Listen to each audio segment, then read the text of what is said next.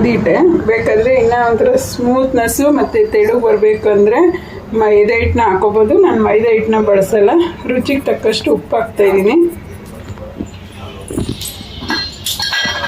ಮತ್ತು ಒಂದು ಅರ್ಧ ಕಪ್ಪಷ್ಟು ಬಾಂಬೆ ರವೆ, ಚಿರೋಟಿ ರವೆ ಅಂತೀವಲ್ಲ, ಸಣ್ಣ ರವೆ ಅಂತೇನೋ ಅಂತೀವಿ, ಅದನ್ನು ಹಾಕ್ಕೊಳ್ಳಿ. ಇದನ್ನು ಇವಾಗ ಚೆನ್ನಾಗಿ ಮಿಕ್ಸ್ ಮಾಡ್ಕೋಬೇಕಿದು. ಚೆನ್ನಾಗಿ ಮಿಕ್ಸ್ ಮಾಡಿಬಿಟ್ಟು ಆಮೇಲೆ ನೀರು ಹಾಕಿ ಕಲಿಸ್ಕೋಬೇಕು. ಎಣ್ಣೆ ಏನು ಬೇಡ. ಇವಾಗ ಉಪ್ಪು ಮತ್ತು ರವೆ ಹಿಟ್ಟು ಮಿಕ್ಸ್ ಆಗೋ ಥರ ಮಿಕ್ಸ್ ಮಾಡಿಬಿಟ್ಟು ನೀರು ಹಾಕಿ ಕಲಿಸ್ಕೋಬೇಕು. ನೋಡಿ ಈ ಲೆವೆಲ್ಗೆ ಆಗಿದೆ. ಚಪಾತಿ ಹಿಟ್ಟು ಥರ ಕಲಿಸ್ಕೋಬೇಕು. ನಾನು ಇದಕ್ಕೆ 1 ಅವರಷ್ಟು ಬಾಳೆ ಕವರ್ ಏನಾದರೂ ಬಟ್ಲು ಮುಚ್ಬೋದು. ನನ್ನ ಬಾಳೆ ಎಲೆ ಇದೆ, ಹಾಗಾಗಿ ಬಾಳೆ ಎಲೆಯಲ್ಲಿ ಕವರ್ ಮಾಡ್ತಾಯಿದ್ದೀನಿ. 1 ಅವರು ಮುಚ್ಚಿಡ್ತೀನಿ ಹಂಗೇ. ಅದು ಸ್ಟಫಿಂಗಿಗೆ ಫಸ್ಟು ಸ್ವಲ್ಪ ಸಾಸಿವೆ ಹಾಕ್ತೀನಿ. ನಾನು ಸಾಮಾನ್ಯವಾಗಿ ಎಲ್ಲದಕ್ಕೂ ಜೀರಿಗೆ ಉಪಯೋಗಿಸ್ತೀನಿ ನಾನು. ನೋಡಿ ಈರುಳ್ಳಿ ಇಷ್ಟು ನೈಸು ಕಚ್ಕೊಂಡಿದ್ದೀವಿ.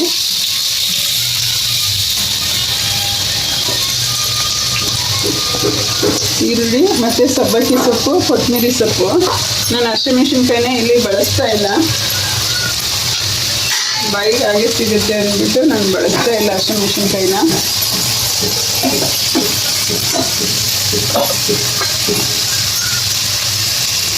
ಈರುಳ್ಳಿ ಮೆತ್ತಗಾದಂಗೂ ಆಗುತ್ತೆ. ಮತ್ತು ರುಚಿಗೆ ತಕ್ಕಷ್ಟು ಉಪ್ಪು ಹಾಕೊಳ್ಳೋಣ.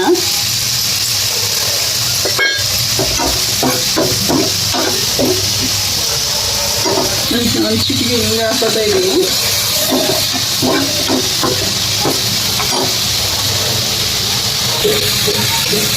ಒಂದು ಚಿಟಿಕೆ ಅರಿಶಿನ ಪುಡಿ ಹಾಕೋಣ. ಸಬ್ಬಕ್ಕಿ ಸೊಪ್ಪು ಹಾಕ್ಕೊಳ್ತೀನಿ.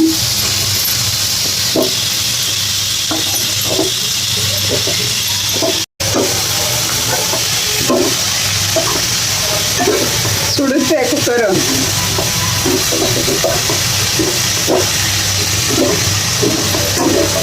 ಹಾಕೋಬಿಡೋಣ. ಇದೇನು ಹಂಗೆ ಹಸಿದೇನು ನಾವು ಇದು ಮಾಡಲ್ವಲ್ಲ, ಹಾಗಾಗಿ ಕೊತ್ತಂಬರಿನೂ ಹಾಕೊಳ್ಳೋಣ. ಅದ್ರ ಜೊತೆಗೆ ಬೇಯಿ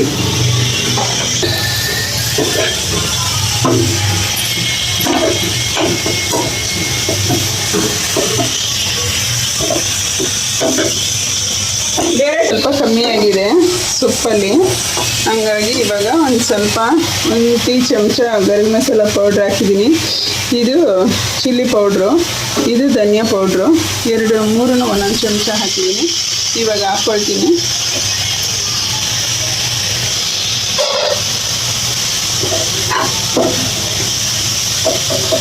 ಕ್ಯಾರೆಟು ಹುರುಳಿಕಾಯಲ್ಲೂ ಮಾಡ್ಬೋದು ಮತ್ತು ಆಲೂಗೆಡ್ಡೆನಲ್ಲೂ ಮಾಡ್ಬೋದು. ತುಂಬ ಜನ ಆಲೂಗೆಡ್ಡೆನೆಲ್ಲ ಇಷ್ಟಪಡೋದಿಲ್ಲ, ಹಾಗಾಗಿ ನಾನು ಸಬ್ಬಕ್ಕಿ ಸೊಪ್ಪು ಮತ್ತು ಈರುಳ್ಳಿ ಈ ಪೌಡ್ರನ್ನ ಮಿಕ್ಸ್ ಮಾಡ್ಕೊಂಡು ಮಾಡ್ತಾಯಿದ್ದೀನಿ.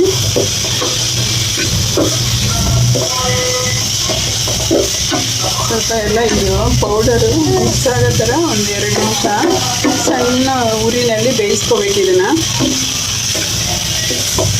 ಇಲ್ಲಾಂದರೆ ನಾವು ಒತ್ಬಿಟ್ಟು ಒಳಗಡೆ ಸ್ಟಫಿಂಗ್ ಹಾಕ್ಬಿಟ್ಟು ಮಾಡಿದಾಗ ಒಂಥರ ಘಾಟು ಪೌಡ್ರದ್ದು ಸ್ಮೆಲ್ ಬರುತ್ತೆ. ಈ ಥರ ಸ್ಮೂತಾಗಿ ಆಗಿದೆ. ಇವಾಗ ಈ ಥರ ಮಾಡ್ಕೊಳ್ಳೋಣ. ಈ ಥರ ಮಾಡಿಬಿಟ್ಟು ಒಂದು ಚಪಾತಿಗೆ ಎಷ್ಟು ಇಟ್ಟಬೇಕು ಅಷ್ಟನ್ನೇ ಕಟ್ ಮಾಡ್ಕೊಳ್ಳಿ.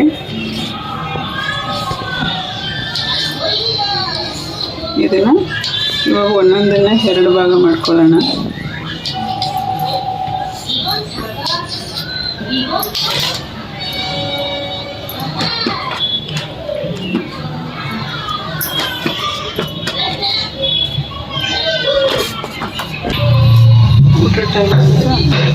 ಈ ಥರ ನಾವು ತೆಳ್ಳಗೆ ಒತ್ಕೋಬೇಕು, 2-2 ಒತ್ಕೋಬೇಕು.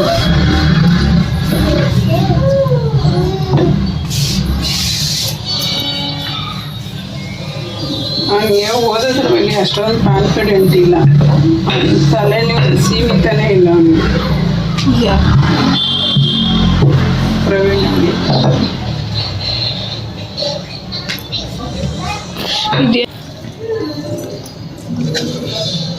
ಇದನ್ನು ತಗೊಬಿಟ್ಟು ಒಂದೇ ಕಡೆ ಇಡೋದು ಬೇಡ, ನಾವು ಈ ಥರ ಹರಡ್ಕೊಳ್ಳೋಣ.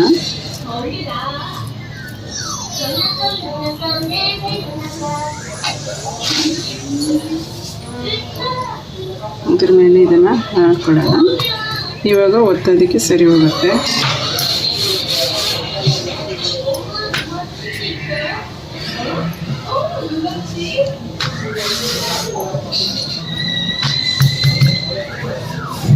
ಜಾಸ್ತಿ ಹೋಗ್ಬಾರ್ದು, ಸ್ಮೂತಾಗಿ ಒತ್ತಬೇಕು.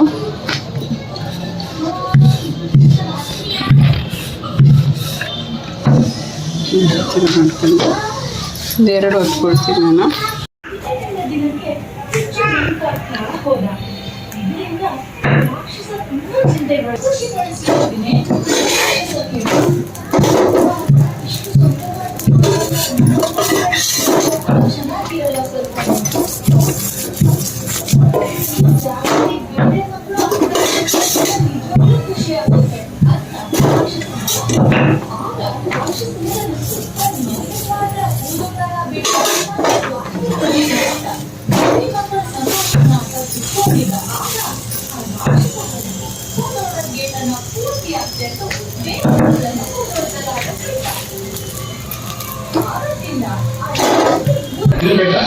ಸಬ್ಬಕ್ಕಿ ಸೊಪ್ಪಿನ ಪರೋಟ ಮಾಡೋದು ನಾನು ಹೇಗೆ ಅಂತ ತುಂಬ ಏನು ಹೇಳು.